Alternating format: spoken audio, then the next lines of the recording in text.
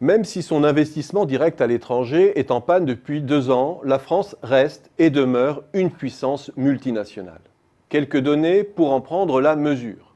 Après les pays anglo-saxons, la France est le pays qui compte le plus de firmes multinationales dans le top 100 mondial par taille d'actifs, 11 contre 23 pour les États-Unis, 16 pour le Royaume-Uni, devant l'Allemagne, le Japon, la Suisse, l'Espagne et l'Italie.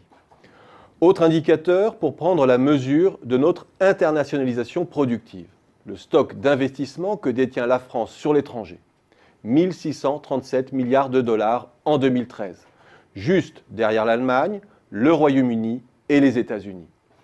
Les chiffres sont encore plus parlants lorsqu'on les rapporte au PIB pour corriger de l'effet de taille des économies. On constate alors que lorsque l'on élimine les petits paradis fiscaux et les petites économies, la France est bien en proue en matière d'internationalisation de ses entreprises.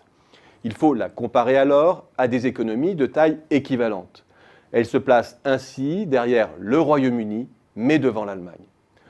Regardons maintenant par grands secteurs. Et là, les données sont à nouveau édifiantes. L'emploi extramuros dans l'énergie, le retraitement des eaux et les grands réseaux de distribution d'énergie est supérieur à l'emploi sur notre territoire. L'emploi industriel dans les filiales étrangères représente 68% de l'emploi national. Le ratio est de 58% dans le secteur de l'information et de la communication. Et il excède 40% dans l'hôtellerie et la restauration ou encore dans la finance. On sait toutes les inquiétudes que cela suscite en termes d'intrusion étrangère dans le contrôle, de prédominance des logiques actionnariales, d'instabilité des contours que génère le jeu des fusions-acquisitions, de fragilisation des territoires, de l'emploi ou d'évaporation de notre assiette fiscale. On sait, a contrario, que ces groupes procurent des flux de revenus entrants qui font plus que compenser notre déficit sur les biens et services, qu'ils confèrent une puissance financière, un pouvoir de marché à la France, un pouvoir d'acquisition de brevets, une capacité d'implantation dans les régions à fort potentiel de développement et à forte dynamique démographique qui nous branchent sur une conjoncture monde moins anémiée que celle de l'Europe. Bref, on peut sans fin balancer le pour et le contre. Mais force est de constater que cernés par 3 grands pays en stagnation ou déclin démographique, l'Espagne, l'Italie et surtout l'Allemagne, les grands groupes ont de fortes raisons de penser leur stratégie hors de nos murs et de prendre le large. Cette réalité forte doit nous conduire à penser notre écosystème productif à l'intérieur et au-delà des frontières en l'articulant autour de 3 piliers. Le premier pilier, c'est celui de nos grands groupes qui constituent une véritable superstructure financière et peuvent se transformer en atout et renforcer notre territoire à condition que les 2 autres piliers coexistent.